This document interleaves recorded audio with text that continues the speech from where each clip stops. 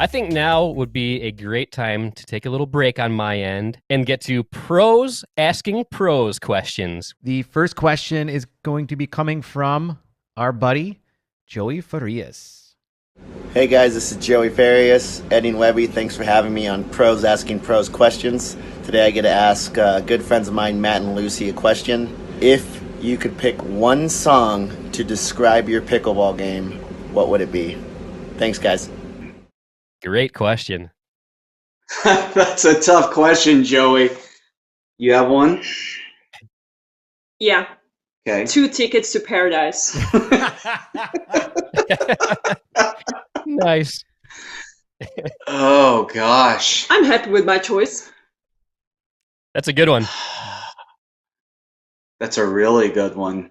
Oh, I feel like I'm failing here right now. It's got to be something from the 80s, because the 80s had the best music. I can be a man-eater. I can be a man-eater. Oh, we're going to go. Gosh. Let me come back to that in a second, guys. Let me think for a minute. All right. Our next question here comes from Steve Deakin. Hey, guys. I think, we all know that you spend a great deal of time on the podium. But on the rare occasion that you do not, I want to know how you two deal with loss. Do you deal with it separately? Or do you analyze the matches together? And is there a little bit of this going on? It was you. No, it was you. And one last very important question. I want to know who does the laundry at home.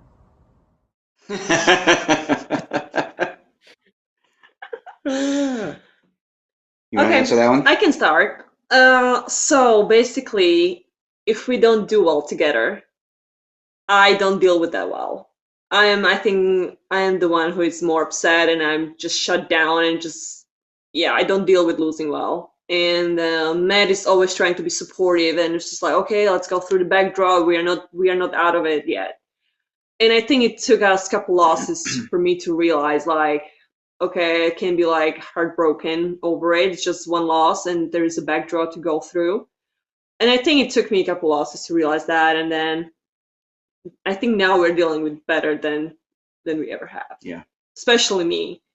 I'm sure Matt hates losing because he's the most competitive person I know. But I think I was the one who was just like, I couldn't even I couldn't function. He had to come and talk to me, and he was so sweet. It's it's okay. It's not because I always blame myself. Bottom line, if we lose mixed match, it's probably my fault. So, which isn't true, but that's how I see it. So I always blame myself. So that's hard for me. But yeah, and she gets down on herself, no doubt about it. And so I try to build her back up. And if she needs time to herself, she'll just say so and say, I just need to walk off and be on my own for a while. Mm-hmm.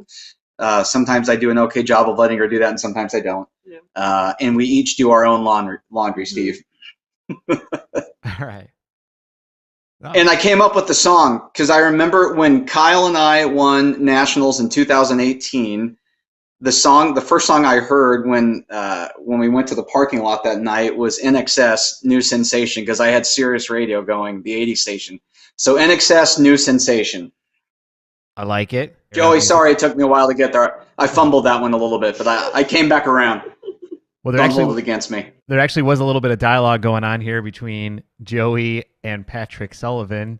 Joey said, I thought Lucy's was going to be Fun to Feel Good by Ashley. That's true. Yeah. Oh, yeah. Dang it.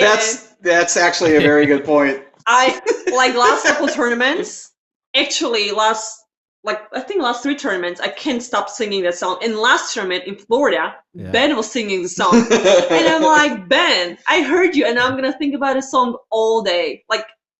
That song is amazing. I still don't know proper lyrics, but it's amazing.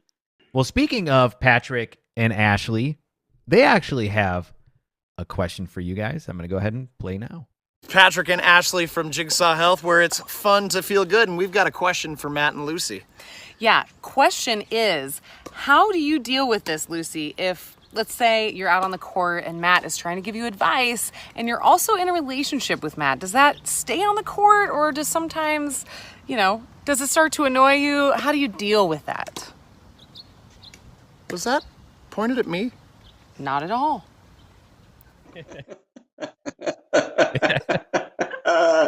Nice. Well, I think Matt needs to be careful as every guy with the advice they gave to their significant other or partner, because it can backfire. I know you guys mean well. You guys mean well and you're trying to help, but you have to choose your words wisely, I think. And I think with years or of experience, you learn what works, what doesn't. So if Matt asks me, "Are you okay?" I was gonna say, what's the one phrase I can't ask you? Like, why are you asking me if I'm okay? Like, don't do that. Like, are you okay? I was like, well, that's just like, first of all, I am clearly not okay, or I shouldn't be okay, or I am playing horribly, so I'll get back to being okay. I just don't even know what it means. So that's the question not to ask. I've learned that one the hard way several times. If she would make a few mistakes in a row, I would say, "Is everything okay? You okay?" And I would get some choice words coming back my way. And so those words are, that question specifically is off limits at this point. And we joke about it all the time. It seems so simple and harmless, right? Yeah, but it's not. And now it's a running joke. So people can just like, "Are you okay?" And I'm like, "Okay, ha ha ha." So funny now. So funny. I love it. So I know never to say that if I'm playing mixed doubles ever. Don't ask. Let it go. No, but I think if from whoever else, it will be fine. It's just because he's asking that question. I think that's the problem. It's not really about the question, it's about who is asking it. Yeah. So. All right. If Simone asked me the question, I would be like, "Why? Why do you think I'm not okay?" But him, don't look at me like that. You actually asked kind of a form of it. I went into a black hole like I can't recall in the Mesa final. We had beaten Ben and Simone the first time, and we're playing them in the gold. And I went out and just for about 7 or 8 minutes laid a complete egg. Like I was in outer space. I couldn't even find the court. And she looked at me kind of with like a giggle and was like, "Everything all right?" That's a fair question. It was like, I don't know what's going on. Like, everything okay? You need a timeout or something? Like, I don't know. Like, I've never experienced it, so I was just like, "What's happening here?" Like, this is new. So That's great. I guess now I know how he feels when he asks me that. There you go. All right, we have more questions. The next one is actually from the one and only Steve Dawson. This is Steve Dawson. My question for Matt and Lucy is, what are your fitness and dietary routines to stay top professionals? So I do a lot of cardio. I'm still carrying probably 5 or 10 pounds too many, but I try to do a lot of cardio to keep my weight down, keep my muscles loose. I stretch now more than I used to, even when I was in college. I probably didn't stretch enough when I was younger and got a little stiffer as I got into my 30s and 40s. And so starting to do a little bit more strength training, but not much. I mean, we're just talking more, really just more flexibility, cardio type exercises. In terms of diet, I don't eat much fast food, but I'm not on a strict diet by any means. I have you think I'm on it? I'm not on a strict diet. No. I have a sweet tooth, to say the least. It's pretty bad, as evidenced by the dozen donuts that Ben and I will. Right? Yeah. Yeah. I have a soft spot for sugar. There's no doubt about that, and I've had that my whole life. So that's my biggest vice. And of course, I take my Jigsaw products all the time. I'll tell you something that's made a huge difference in my life is taking the magnesium at night. I am sleeping better than ever. I mean, I'm not a very good sleeper. I stress about work. I'm a worrier, and so my sleeping habits got worse and worse a while back, and this has made a huge difference. All their magnesium product. I mean, that's been a game changer for me. So thanks to Patrick and Ashley for. Yeah, the Mag Sooth specifically is just off. I take it every single night. I travel with it, you name it. I just got back from a work trip in San Francisco 2 weeks ago. I had it with me there every night. I mean, I swear by it. Okay, and what about me? So I usually try to do a little cardio. I'm started doing more weights than ever, so I try to do weights maybe 4-5 times a week. Just nothing really crazy. But again, I'm still playing tennis and I teach pickleball, so I'm always like trying to be active or actually being on court. So that helps. And the funny fact, I only eat breakfast and lunch, and Matt only eats dinner. So we really enjoy our meals together. So we are either watching each other or we're just completely not even being part of it. Yeah. So that's fun. Yeah. Our dinner dates are non-existent. Or lunch dates. Yeah. So. Yeah. The real question for Steve is what's his workout routine? How does he get those Popeye calves? There's the question. Right? Shouldn't we be asking him that one? That's right. So when you have him on the show, we're holding a spot for that question for him. Yes. Yep. I love it. Good stuff. But we have plenty more questions here coming from pros, which is awesome. Here's a question from one of our favorites, Irina Tereschenko. What up, Eddie and Webby? Hi, Matt and Lucy. I have a question for Lucy. You are always dressed to impress. Can you talk about the fashion trends for 2020 professional pickleball?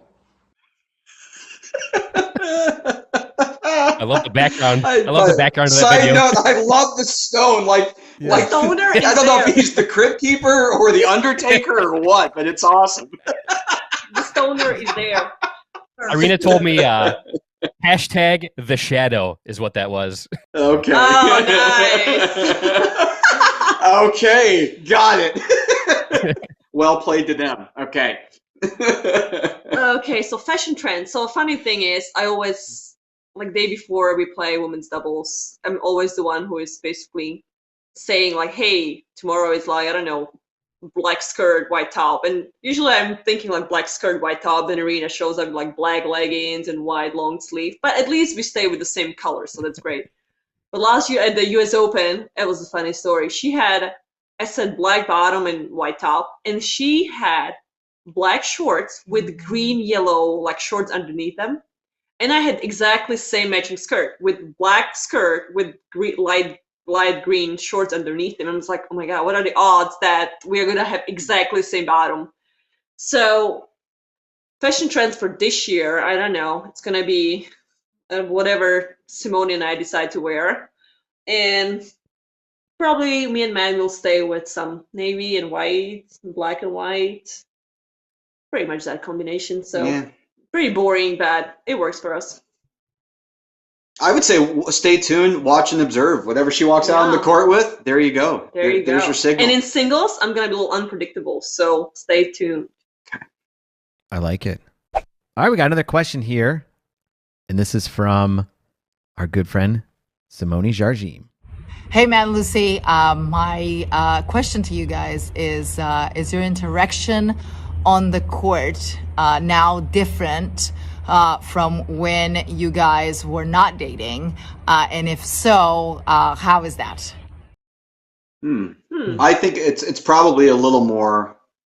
I probably was a little. I maybe took some liberties, and on what I said, felt a little more comfortable saying certain things, which we now know have backfired at certain points in time. And so I would say at least along the way, I would speak a little more freely over time, right? But at the same time, I've learned maybe what I shouldn't say, if that makes sense. I guess I opened up more, but learned the hard way, along that journey, so to speak. But I think it's also hard to say because we play a whole year together without being together, without dating. So I think after that year, we learn how to play together. We learn certain things and we got better. So I think it's also tricky to say because if we would have been dating from day one, it might have been different. But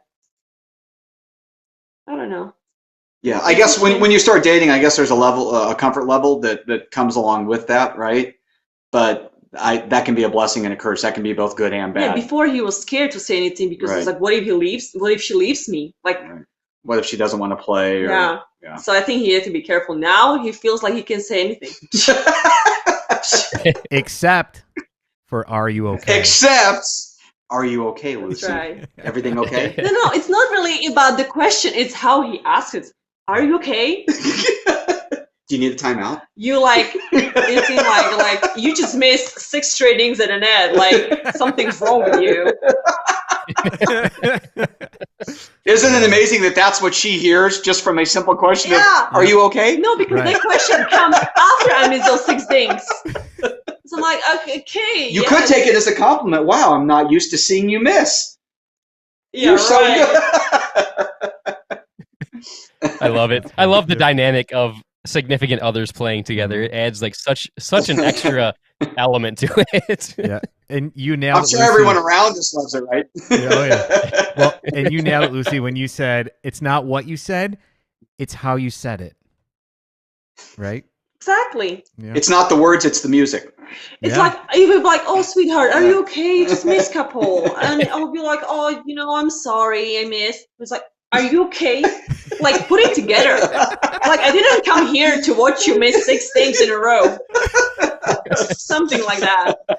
That's classic. I love it. Well, we have one more question here, and this is actually number 2 from Simone.